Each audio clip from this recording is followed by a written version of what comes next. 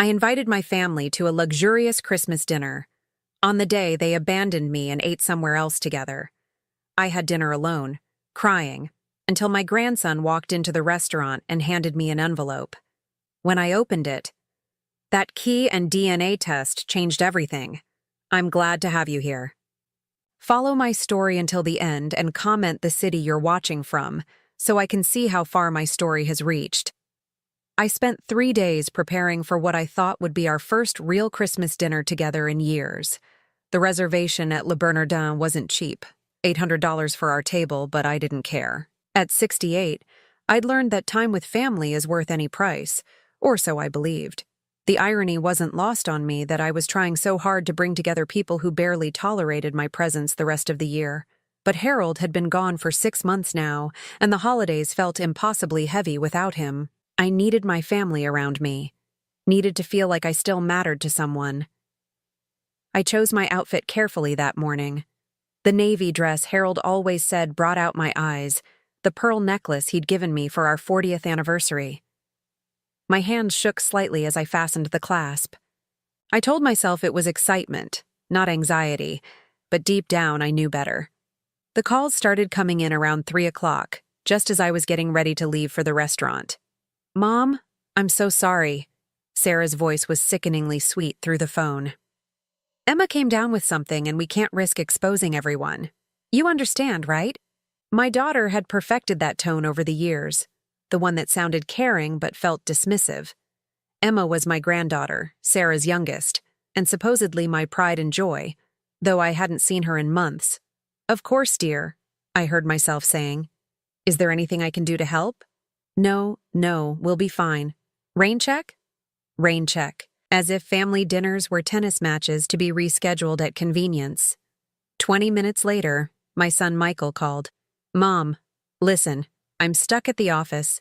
This deal is falling apart, and I need to stay and fix it. You know how it is." I knew how it was.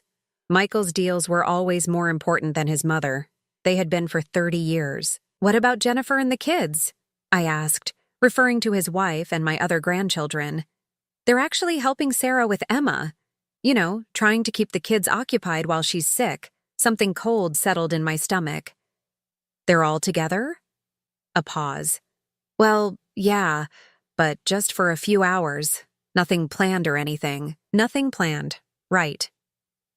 The final call came from my youngest, David. His excuse was the most creative yet. His car had broken down and AAA couldn't get to him for hours. He was stranded, so sorry, maybe next time. I sat in my living room, still in my navy dress, staring at my phone. 3 children, 3 excuses, all delivered within an hour of each other. The coordination was almost impressive in its cruelty, but I'd already paid for the reservation. The dress was already on, and sitting alone in my apartment felt worse than sitting alone in public, so I drove to the restaurant anyway. Le Bernardin was everything I'd hoped it would be: elegant, warm, buzzing with families celebrating together. The hostess looked at me with barely concealed pity as I explained that yes, it would just be me at the table for 6. "Would you prefer a smaller table?" she asked gently. "No," I said, my voice steadier than I felt. "Leave it as it is." I ordered wine first, a bottle of the Bordeaux Harold used to love. The server didn't comment on the fact that I was clearly drinking alone, for which I was grateful. I ordered appetizers I couldn't afford, entrees I didn't want, trying to fill the enormous table with food since I couldn't fill it with people. The breaking point came when I saw a family at the next table, 3 generations laughing together, sharing stories, the grandmother clearly treasured at the center of it all. The tears started then, quiet at first, then impossible to stop. I was dabbing at my eyes with the cloth napkin when I heard running footsteps. Hugo burst through the restaurant doors, his 17-year-old face flushed from the cold and something else. Anger, maybe. Or determination. "Grandma Della!" His voice carried across the restaurant, and several diners looked up. He weaved between tables, ignoring the maitre d's protests, until he reached me. His dark hair was disheveled, his coat half-buttoned like he'd dressed in a hurry. "Hugo?" I stood up, confused. "What are you doing here? Aren't you with your mother and the others?" He was breathing hard, like he'd been running for blocks. In his hand was a manila envelope, thick and official-looking. His eyes were bright with tears he was trying not to shed. "I had to find you," he said, his voice cracking slightly. "I couldn't let them do this to you anymore." "Do what? Honey? What are you talking about?" He glanced around the restaurant, then back at the envelope in his hands. "They're all together, Grandma. At Romano's. 3 blocks from here. They've been planning this for weeks." My knees felt weak. I sank back into my chair. "Planning what?" Hugo's jaw clenched in a way that reminded me painfully of Harold when he was angry. "The dinner wasn't the real plan. They needed you out of the way tonight because—" He held up the envelope. "Because of this." I stared at the envelope like it might bite me. "What is it?" "It's from Grandpa Harold's lawyer. It came to Mom's house today." His voice dropped to a whisper. "It's his will, Grandma. And there's something else." He sat down heavily in the chair next to me, the one that should have been his mother's. "They made me come with them to Romano's, said it was a family meeting about taking care of Grandma Della's future. But when the lawyer started reading—" Hugo's hands were shaking now as he placed the envelope on the table between us. "Everything's yours, Grandma. The house upstate, the investments, everything. Grandpa left it all to you." The restaurant seemed to fade around us. "That's wonderful, sweetheart. But why would that upset everyone? I mean, I am his widow. Because they've been telling everyone, including me, that Grandpa was leaving most of it to them. Mom's been planning to renovate the upstate house. Uncle Michael was going to use the investments for his business. Uncle David was going to sell some of it to pay off his debts." My mouth went dry. "How long have they known about the will?" "Months," Hugo said quietly. "Maybe longer. But there's more, Grandma. There's something else in here they don't want you to see." He reached into the envelope and pulled out what looked like laboratory results. "It's a DNA test, Grandma. Grandpa had it done before he died." I took the papers with trembling hands, squinting at the scientific language I couldn't quite understand. But some things were clear enough. The test was comparing Hugo's DNA to my family's. "I don't understand," I whispered. Hugo's voice was barely audible now. "I'm not really your grandson, Grandma Della. I'm not Mom's biological son. She adopted me when I was 2, but she never told you the truth. She's been using me all these years to get money from you and Grandpa, pretending I was blood family." The papers fluttered from my hands to the floor. The wine glass tipped over, red liquid spreading across the white tablecloth like blood. Everything I thought I knew about my family, about my life, was crumbling around me. But as I looked at Hugo, this boy who had run through the streets to find me, who had chosen truth over the lies that had sustained him for 15 years, I realized something else was beginning. Something that might, for the first time in years, be real. Hugo helped me to the restroom where I splashed cold water on my face and tried to process what he'd just told me. My reflection in the mirror looked older than my 68 years, the carefully applied makeup now streaked with tears. But my eyes looked different somehow, awake, maybe, for the first time in years. When we returned to the table, I made Hugo eat something while he told me the whole story. His voice was steady now, like he'd been holding this secret for so long that finally sharing it was a relief. "The lawyer's office was nothing like I expected," he began, picking at the bread basket. "Mr. Peterson had this huge mahogany desk and all these legal books everywhere. Mom, Uncle Michael, and Uncle David were sitting there looking so confident, like they already knew what they were going to inherit." I poured myself another glass of wine, my hands steadier now. "How long have they known about the will reading?" "Mom got the call 3 weeks ago. She made this whole production about how sad it was that we had to deal with Grandpa's affairs, but I could tell she was excited. She kept talking about what we could do with the upstate house, how it needed updating, how we could make it into something really special. The upstate house. Harold and I had bought it 30 years ago as our retirement dream. We'd spent every summer there, reading on the porch, swimming in the lake, planning our golden years together. The idea of Sarah gutting it and turning it into some showpiece made my stomach turn. Then what happened at the lawyer's office? Hugo took a sip of water before continuing. Mr. Peterson started reading the will, and at first everything seemed normal. Small bequests to charities, some personal items for the kids. But then he got to the big stuff, the house, the investments, the savings accounts. And every single thing was left to you. I could picture the scene. My 3 children sitting there, confident smiles slowly fading as they realized their inheritance wasn't coming. Mom's face went completely white. Hugo continued.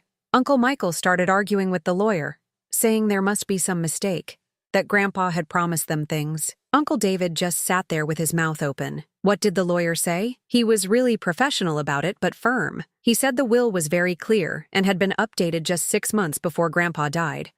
Everything goes to you, with one exception. If something happens to you, then it all goes to the grandchildren equally, bypassed the middle generation entirely. That sounded like Harold. He'd always been protective of me, sometimes more than I realized. Even in death, he was looking out for my interests. But then Mr. Peterson pulled out another envelope. Hugo's voice dropped. He said Grandpa had left specific instructions about when to open it. It was only supposed to be opened if there were any disputes about the will or if anyone questioned the legitimacy of family relationships. My heart started pounding again. The DNA test. Right. Mr. Peterson said Grandpa had been concerned about some things he'd overheard at family gatherings. People talking about money, making plans. He wanted to make sure he knew exactly who was really family and who wasn't.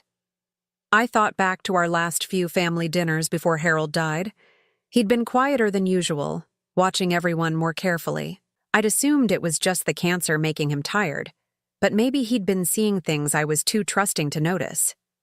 So the lawyer opened the envelope right there? Hugo nodded. The DNA results showed that I'm not biologically related to anyone in that room. Not Mom, not the uncles, not you. And there was a letter from a private investigator Grandpa had hired. A private investigator? Yeah. Apparently, Mom had been lying about my adoption for 15 years. The story she told everyone, that I was the son of some distant cousin who died in a car accident, it was all made up. She got me through an informal adoption from a teenage mother who couldn't keep me. There are no blood ties to your family at all. I sat back in my chair, feeling like I'd been punched. But why would she lie about that? Hugo's laugh was bitter, far too old for his 17 years. Money, Grandma. It's always been about money. Mom figured out early that you and Grandpa were suckers for sob stories, especially ones involving children. So she created the perfect sob story, the orphaned great-nephew who needed a loving home. The pieces started falling into place. All those times Sarah had called asking for help with Hugo's expenses. His school clothes, sports equipment, summer camps, tutoring. I'd written check after check, happy to help my grandson have opportunities. How much do you think they got from us over the years? I asked. The investigator's report had numbers.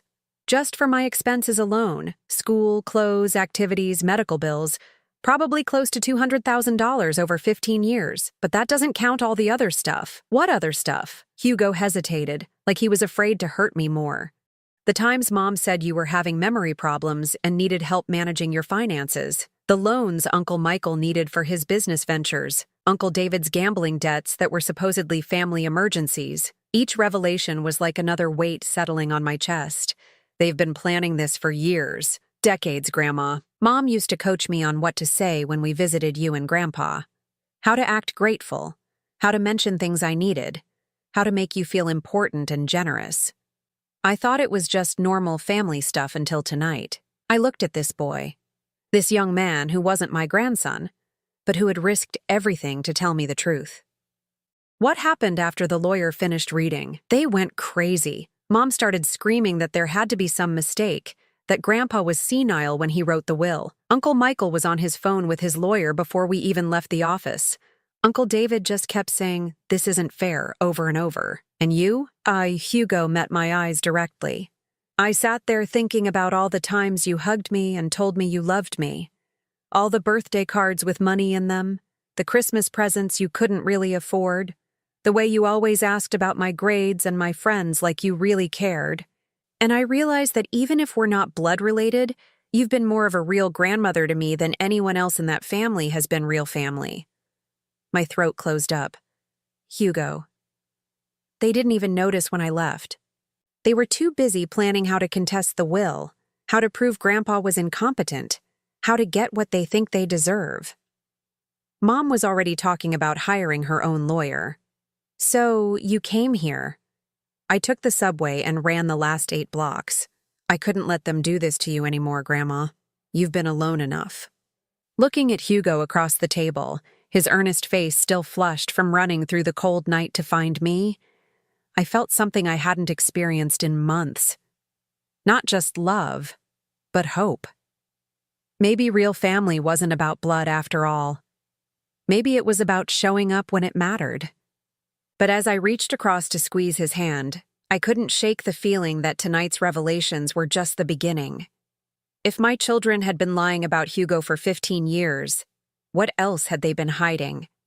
And more importantly, what else were they willing to do to get their hands on Harold's money? The cab ride to my apartment was quiet, both of us lost in our own thoughts. Hugo sat clutching the manila envelope like it contained explosives, which, in a way, I suppose it did. Every few blocks, he'd glance at me with this worried expression, like he was afraid I might suddenly decide he was the enemy too. "You can stay the night," I told him as we pulled up to my building. "We'll figure everything else out tomorrow." He nodded gratefully. Mom's probably wondering where I am by now. Let her wonder. Inside my small apartment, I made tea while Hugo sat at my kitchen table, finally allowing himself to relax. He looked so young in the soft light, too young to carry the weight of secrets he'd been carrying. "How long have you known?" I asked, setting a mug in front of him. "About not being related to us, I mean." Hugo wrapped his hands around the warm cup, staring into the steam. "I've suspected for years, but I only found out for sure tonight. There were always little things that didn't add up." "Like what?" "Medical stuff, mostly. When I was 12, I needed surgery for my appendix. The doctors kept asking about family medical history, and Mom would get this panicked look every time. She'd make up different stories. Sometimes she'd say my biological parents died too young to know their medical histories. Other times she'd claim I inherited certain traits from your side of the family. But her stories never matched up. I thought about all the times I'd looked at Hugo and marveled at how different he was from the rest of us. His dark hair when we were all fair, his height when we were average, his artistic talents when no one else in the family could draw a straight line.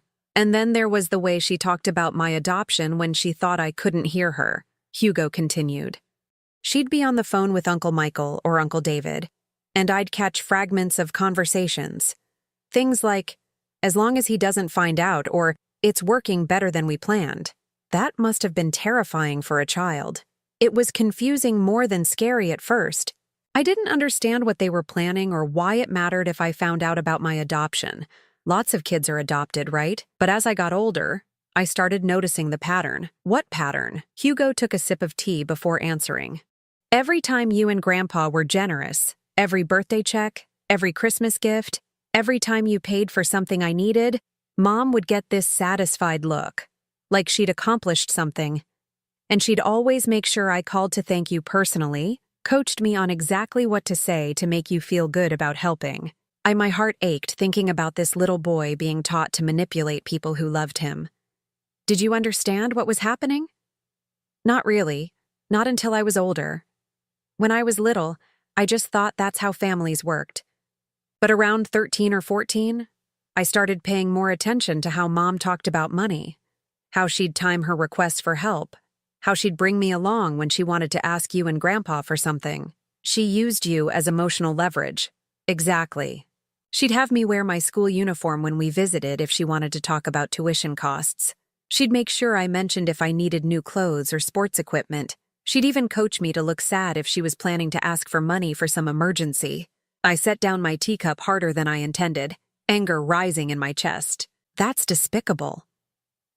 The worst part was that I genuinely loved spending time with you and Grandpa. Those weren't fake feelings, even if the circumstances were orchestrated.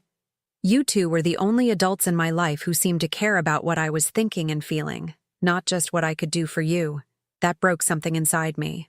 This boy had been starved for genuine affection, while being used as a tool for financial manipulation. Hugo, honey, I need you to know that our love for you was never conditional on whether you were biologically related to us. His eyes filled with tears he'd been holding back all evening. I hoped that was true, but I wasn't sure. I've spent years wondering if you'd still care about me if you knew the truth. Well, now you know. We sat in comfortable silence for a few minutes, both processing the enormity of what had been revealed. Then Hugo spoke again, his voice quieter. There's something else I need to tell you about tonight. Something that happened after I left the lawyer's office. What? I didn't go straight to find you. First, I went back to Mom's house to get some of my things. I thought maybe I could avoid the confrontation, just disappear for a while until things calmed down. But they were already there, and they were planning something. My stomach clenched. What kind of planning? They were on conference call with some lawyer Uncle Michael knows. They were discussing how to challenge the will, but not just on the grounds of Grandpa's mental competency. They want to challenge my right to any inheritance as a fraudulent heir. What does that mean? Hugo's hands shook slightly as he set down his teacup. It means they're planning to throw me under the bus to save themselves. They want to argue that because I'm not really family, any gifts or money you and Grandpa gave me over the years were obtained under false pretenses. They think if they can prove fraud, they can void parts of the will. The cruelty of it took my breath away. They're willing to destroy a 17-year-old boy to get their hands on money. It gets worse, Grandma. They were also talking about having you declared incompetent. What? Uncle Michael was saying that your poor judgment in continuing to support me after learning the truth about my adoption could be evidence of diminished mental capacity. They think if they can prove you're not mentally fit to handle your inheritance, they can get themselves appointed as your guardians and control the money that way. I felt like the walls were closing in around me. My own children weren't just willing to steal from me. They were prepared to destroy my autonomy, my dignity, my relationships, anything that stood between them and Harold's money. Did they see you listening? No, I was in my room with the door cracked. But I heard enough to know that they're meeting with the lawyer tomorrow morning to start the process. Mom was talking about finding doctors who would testify about your mental state. Uncle David was researching guardianship laws. And Uncle Michael was already calculating how to divide the inheritance once they get control of it. And what about you? What happens to you in their plan? Hugo's smile was bitter and far too mature for his age. I become the victim they're protecting you from, the con artist who manipulated a poor old woman out of her money. They're planning to paint themselves as the loving children who discovered the fraud and stepped in to save their mother from further exploitation. The beautiful thing about hitting rock bottom, I realized, is that you finally stop being afraid of falling. My children had revealed themselves to be capable of any betrayal, any cruelty, in service of their greed. There was nothing left for them to take from me except my dignity, and I'd be damned if I'd let them have that too. Hugo, I said, my voice steadier than it had been all evening. How would you feel about helping me beat them at their own game? For the first time since he'd burst into the restaurant, Hugo smiled, a real smile, full of hope and determination. I'd feel like finally, someone in this family is fighting back.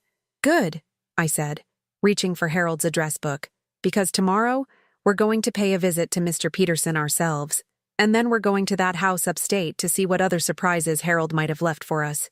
What I didn't tell Hugo was that I was already forming a plan that would give my children exactly what they deserved, and it wouldn't require me to sink to their level to do it. Harold had always been 3 steps ahead of everyone else. If I knew my husband, this inheritance was just the beginning of the protection he'd built around me. It was time to find out what else he'd been planning. The next morning, I woke up with a clarity I hadn't felt in months. Hugo was still asleep on my couch, curled up under Harold's old Afghan, looking peaceful for the first time since I'd known him. I made coffee quietly and called Mr. Peterson's office as soon as it opened. Mrs. Holloway, his secretary said warmly, Mr. Peterson was hoping to hear from you. Can you come in this morning? He has some additional documents your husband left with specific instructions about when to release them. More documents. Harold really had been planning for everything. Hugo stirred as I was getting dressed, sitting up and rubbing his eyes like a confused child. For a moment, I could see the little boy he'd been when Sarah first brought him around. Sweet, uncertain, trying so hard to please everyone. How are you feeling? I asked. Like I slept for the first time in years, he said, and I knew exactly what he meant. We took a cab to Mr. Peterson's office, a modest building downtown that had been Harold's lawyer's practice for over 30 years. Peterson himself was probably close to my age, with kind eyes behind wire-rimmed glasses and the patient demeanor of someone who'd spent decades helping families navigate their worst moments. "Mrs. Holloway," he said, standing as we entered his office. "And you must be Hugo. Your grandfather spoke about you often." Hugo looked surprised. "He did?" "Oh, yes. He was very concerned about your welfare. In fact, that's part of why we're here today." Mr. Peterson gestured for us to sit. "Your husband left very specific instructions about additional materials to be shared if anyone attempted to challenge the will or questioned family relationships." He pulled out another manila envelope, thicker than the one Hugo had brought me last night. These documents weren't part of the formal will reading because Harold hoped they wouldn't be necessary. "But given what happened yesterday evening with your other children, I think it's time you saw them." My hands trembled as I opened the envelope. Inside were photographs, bank statements, phone records, and what looked like transcripts of conversations. "Harold hired a private investigator 18 months ago," Mr. Peterson explained. "He'd become suspicious about some of the financial requests from your children and wanted to understand what was really happening." The first photograph showed Sarah coming out of a luxury spa, the kind that cost more per visit than most people spent on groceries in a month. The date stamp showed it was taken 3 days after she'd called me crying about being unable to afford Hugo's school supplies. "She told me she was working extra shifts as a nurse to make ends meet," I whispered. The next photo showed Michael at an expensive restaurant, clearly entertaining clients, champagne bottles on the table. The receipt stapled to the back showed a bill for over $800. On the same day, he'd borrowed $3,000 from me for emergency medical expenses. But it was the bank statements that really told the story. Page after page showing deposits from me and Harold, followed immediately by transfers to luxury retailers, vacation resorts, and high-end purchases. None of the money we'd given them for emergencies had gone to emergencies at all. "There's more," Mr. Peterson said gently. "Audio recordings. Harold recorded them?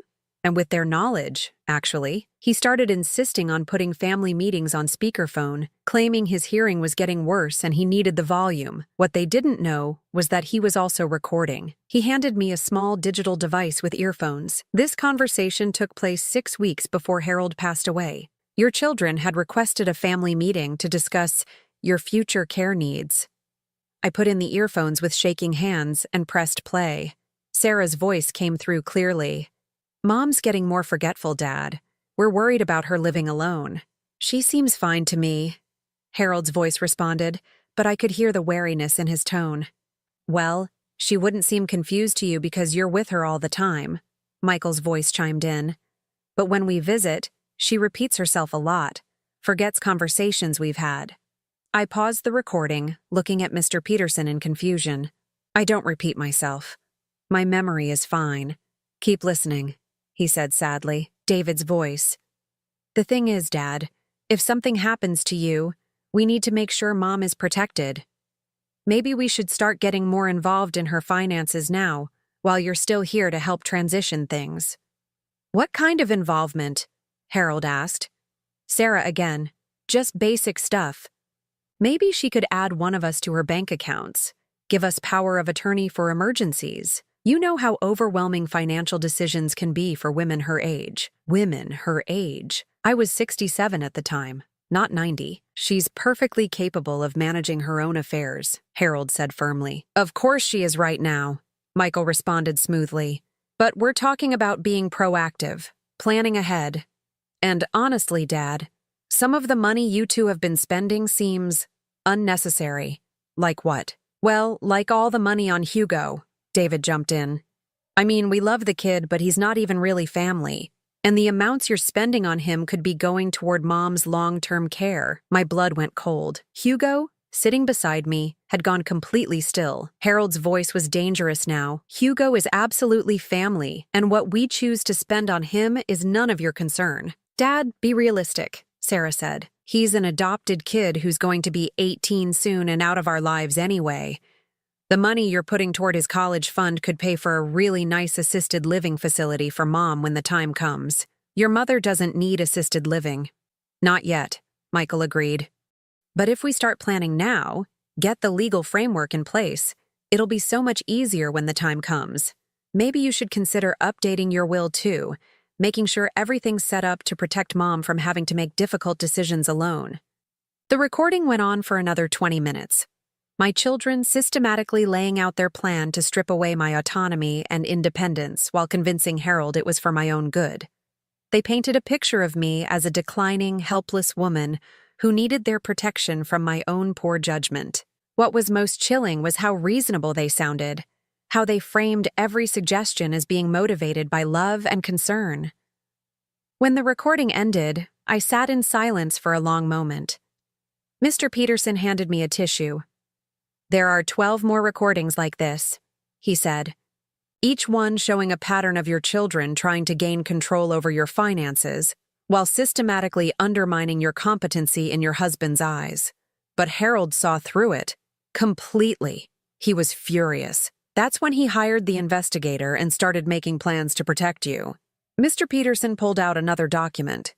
"This is a comprehensive financial analysis of every dollar you and Harold gave your children over the past 15 years. The number at the bottom of the page made me dizzy. $847,000. Almost $1 million, I breathed. Money that was supposed to go toward emergencies, medical bills, education, basic living expenses. The investigator tracked where it actually went.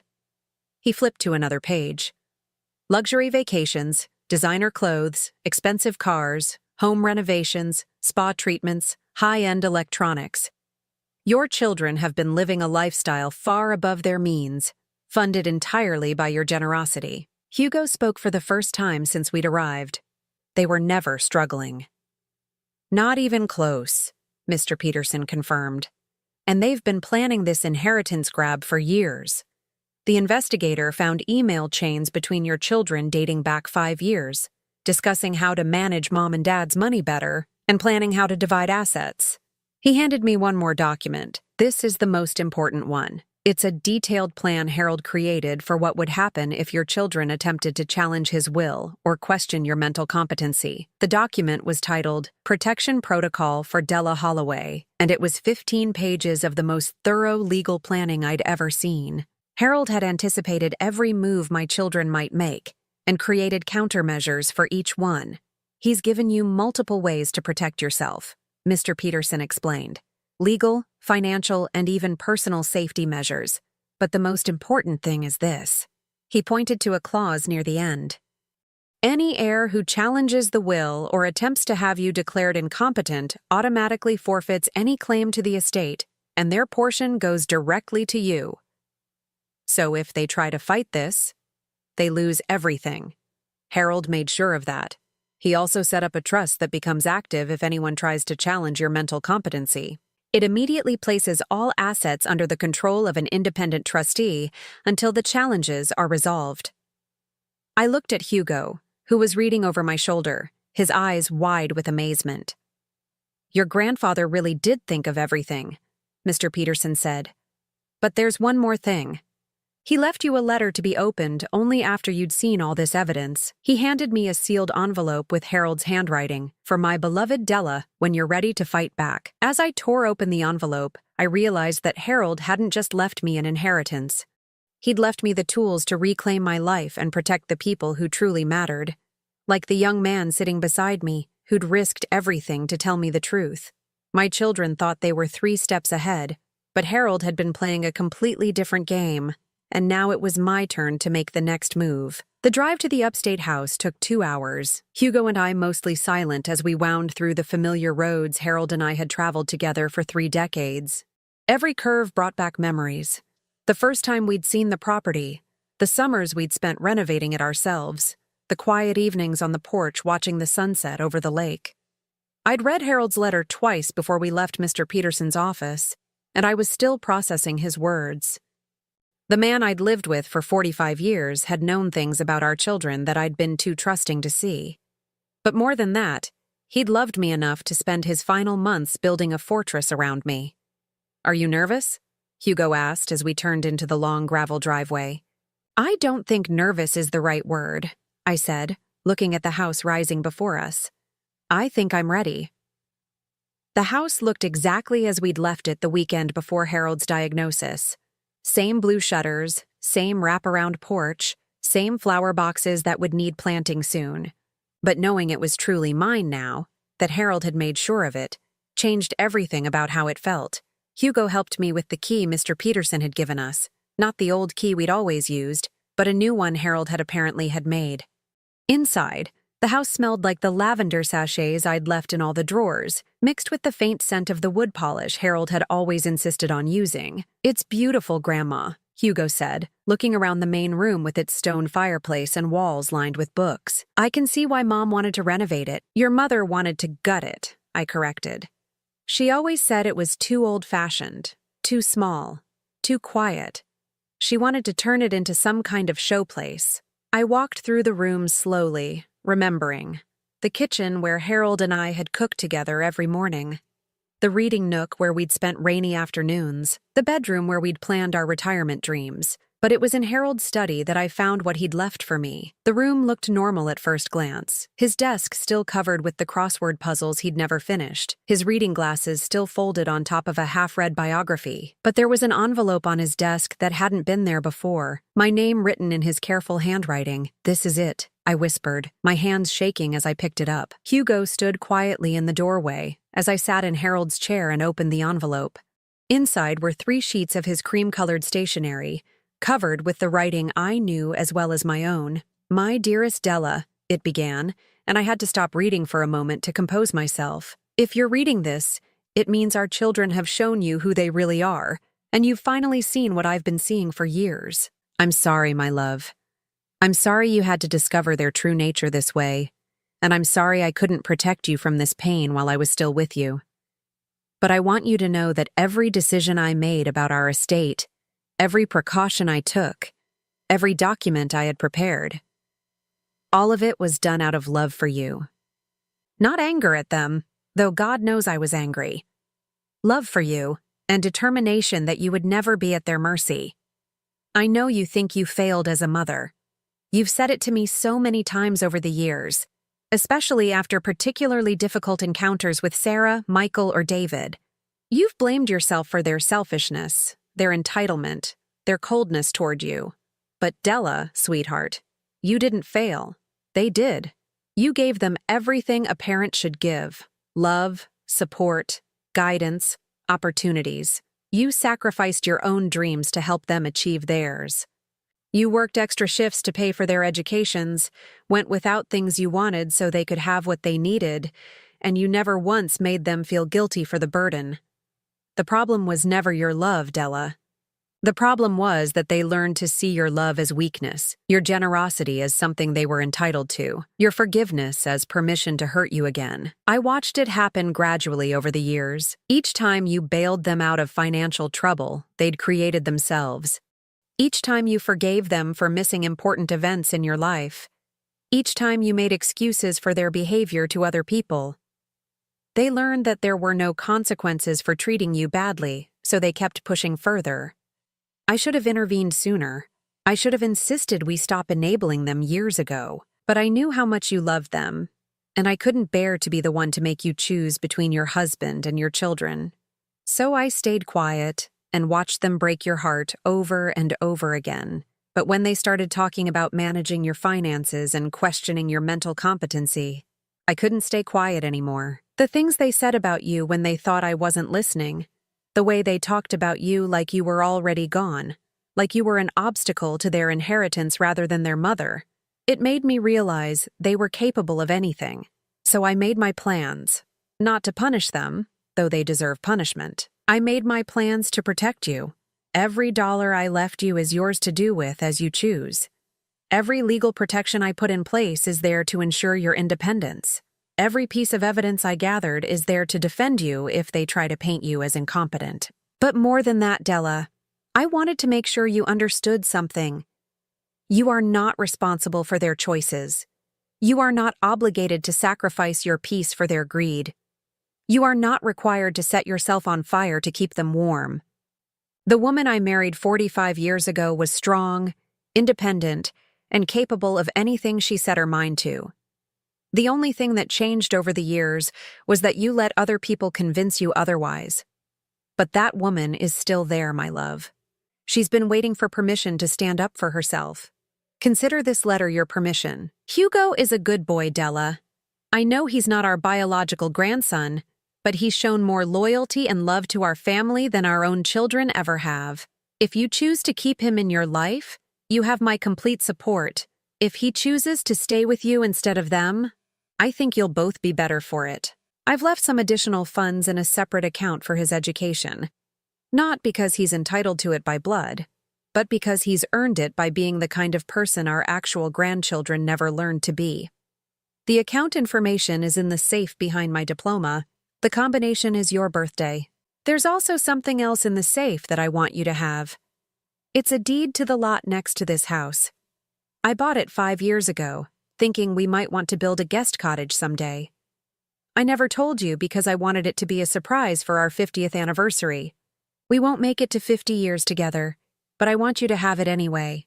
Build something beautiful there, Della. Build something that's entirely yours. The children will try to come back into your life once they realize they can't break the will. They'll apologize, make promises, swear they've changed. They'll use whatever emotional leverage they think will work. Guilt about breaking up the family, concern for your health, claims that they were just trying to protect you. Don't believe them. People who are capable of the level of manipulation and betrayal they've shown you don't change just because their plans fail. They'll be back for the same reason they've always been there. Because they want something from you. But you don't owe them anything anymore, my love.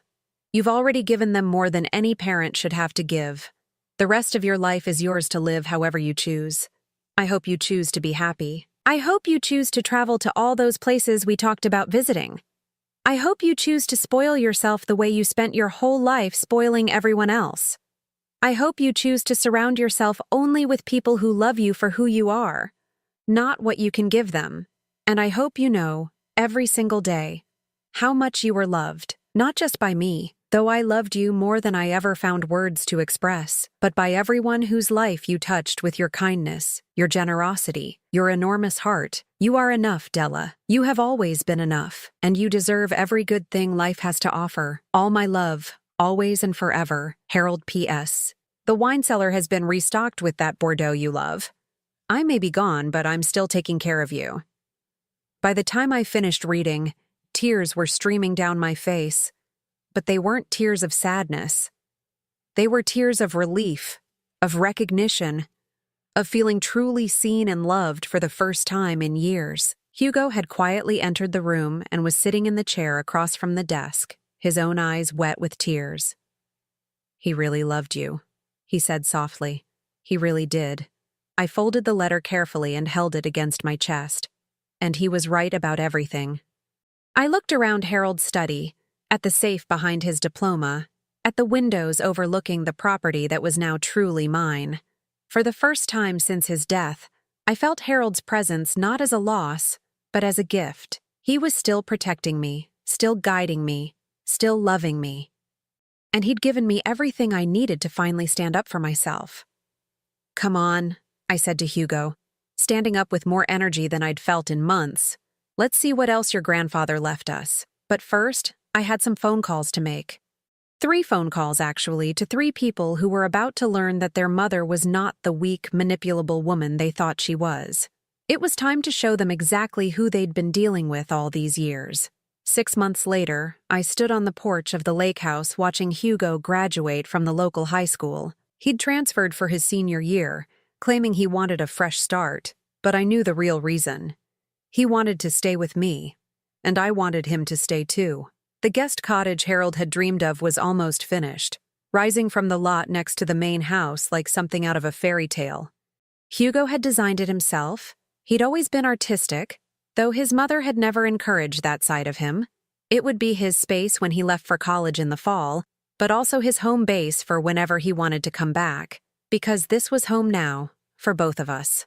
The phone calls I'd made that day in Harold's study had been brief and final. 3 conversations that ended 40 years of being taken for granted, manipulated, And treated like an ATM instead of a mother. Sarah had cried, of course. Tears had always been her favorite weapon. Mom, you can't be serious. We're family. Families forgive each other. You're right, I'd told her. Families do forgive each other, but they also treat each other with respect, and you stopped doing that years ago. But what about Hugo? You can't just steal my son. I'm not stealing anyone. Hugo is 17 years old enough to choose where he wants to live.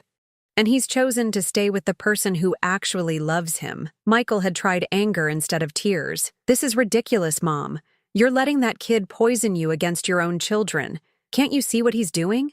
What I see, I'd replied, is a young man who's shown me more honesty and loyalty in one day than you've shown me in years.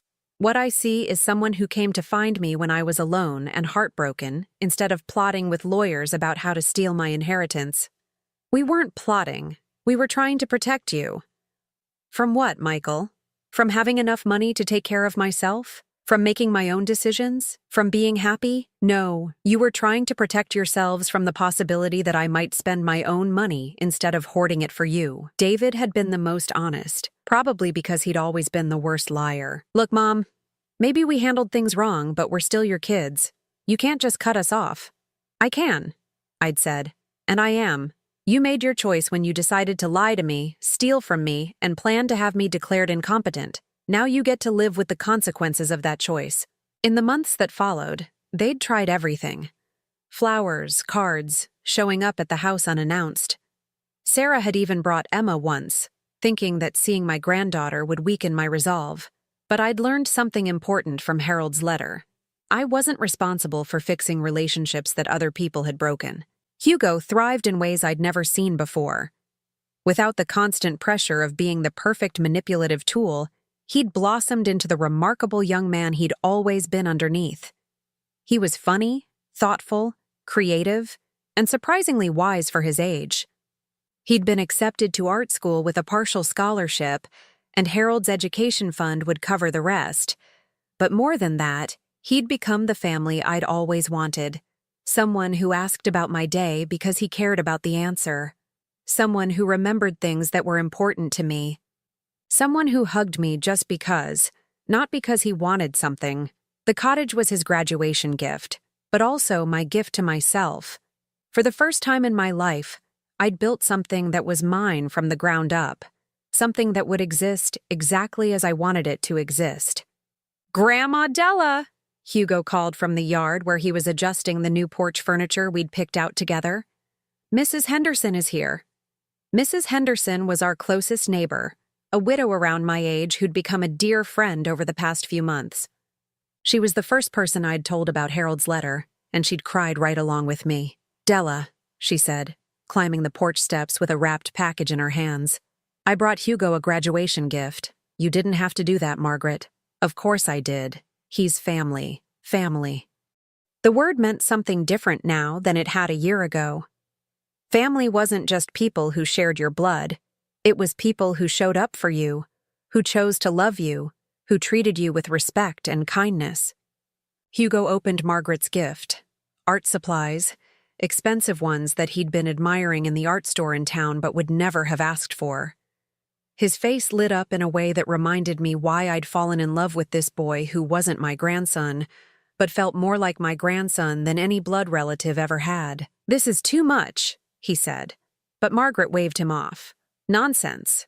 You're going to be a famous artist someday, and I want to be able to say I knew you when." We spent the evening on the porch, the three of us, watching the sunset paint the lake in shades of gold and pink. Hugo sketched while Margaret and I talked about our gardens, our books, our quiet, peaceful lives. Just as the sun disappeared behind the trees, a car pulled into the driveway. My stomach clenched automatically. 6 months of peace had trained me to be suspicious of unexpected visitors. But it was just Dr. Morrison from town, making his weekly check on Margaret's blood pressure medication. He'd become another unexpected addition to our little chosen family, often staying for dinner after his house calls, bringing stories from his practice, and a dry sense of humor that reminded me of Harold. "How's our graduate?" he asked Hugo, settling into the fourth porch chair we'd added just for him. "Officially done with high school as of this morning," Hugo grinned. and officially terrified about college. Good, Dr. Morrison said.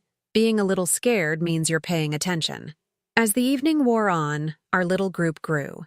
Tom from the hardware store stopped by to drop off the mailbox Hugo had ordered for the cottage, custom made with his initials and a small painted design. Jenny from the bookstore brought a bottle of wine to celebrate Hugo's graduation and ended up staying for dinner. This was my life now. Not the grand social circle my children had always thought I should want, but something better. A community of people who genuinely cared about each other, who showed up not because they had to, but because they wanted to. Around 10 o'clock, as our impromptu party was winding down, my phone rang. I almost didn't answer it. After months of ignoring calls from my children, it had become habit. But the number was unfamiliar, so I picked up.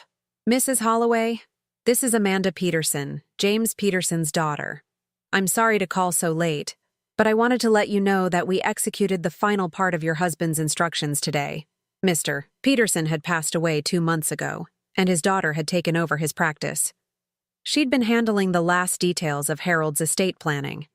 What instructions? The charitable donations. Your husband set up a fund to be distributed to local charities 6 months after the will was finalized, assuming there were no successful challenges to its terms. Since your children's legal challenges were dismissed, we were able to distribute the funds today. How much? $200,000, Mrs. Holloway, split between the Children's Hospital, the Women's Shelter, and the literacy program at the library. Your husband left specific instructions that the donations be made in your name. In my name. Even in death, Harold was making sure people knew that I was a woman of substance, a woman who gave back to her community, a woman worthy of respect. After I hung up, I sat quietly for a moment, watching Hugo help Margaret down the porch steps to Dr. Morrison's car. Jenny was packing up leftover cake to take home to her teenage daughter. Tom was telling some elaborate story that had everyone laughing. This was Harold's final gift to me. Not just the money or the house or the legal protections, but the permission to build a life that made me happy. Permission to stop trying to earn love from people who were incapable of giving it, and to accept love from people who offered it freely. Hugo came back up onto the porch and sat in the chair next to mine. Good day? He asked. The best, I said, and meant it. Grandma Della, he said quietly. I know I'm not really your grandson. I know the DNA test proved that, but you're the realest family I've ever had. I reached over and took his hand. This young man who'd risked everything to tell me the truth, who'd chosen me when choosing me, cost him everything else he'd known. Hugo, I said, blood doesn't make family. Love makes family. Choice makes family. Showing up makes family. And you've been more family to me than anyone else in my life. We sat in comfortable silence, watching the stars reflect on the lake, listening to the peaceful sounds of the night. Tomorrow, Hugo would start packing for college. In the fall, I'd drive him to school and help him move into his dorm room, just like any proud grandmother would do. And when he came home for holidays, it would be to this house, to this life we'd built together, to this family we'd chosen. My children would probably keep trying to come back into my life. They'd probably show up at holidays, claim they'd changed, try to guilt me into forgiveness. But I had Harold's letter in my dresser drawer, and I read it whenever I needed reminding of who I was and what I deserved. I deserved peace. I deserved respect. I deserved to be loved for who I was, not what I could provide. And sitting here on this porch, surrounded by people who saw me clearly and loved me anyway, I finally had all three. The lake was perfectly still, reflecting the stars like a mirror. Everything was exactly as it should be. Everything was exactly as Harold had planned it to be. And for the first time in years, I was exactly who I was meant to be. Now I'm curious about you who listened to my story. What would you do if you were in my place? Have you ever been through something similar? Comment below. And meanwhile, I'm leaving on the final screen 2 other stories that are channel favorites, and they will definitely surprise you. Thank you for watching until here.